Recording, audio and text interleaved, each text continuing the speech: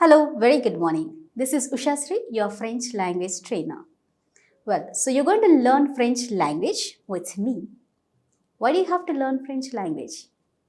So, is it useful only for those who travel abroad, who wants to settle in France, Canada, and other francophone countries like South Africa?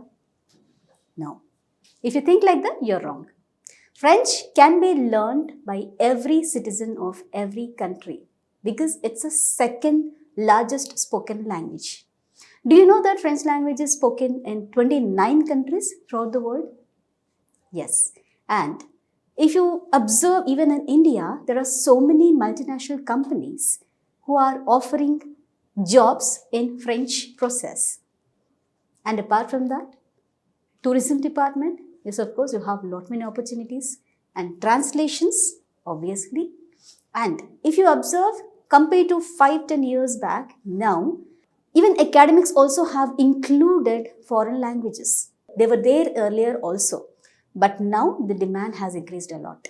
You see, out of 10 schools, at least 8 schools have a foreign language as second language or third language in their academics. And of course, inter and degree also, they have added French as a second language, right?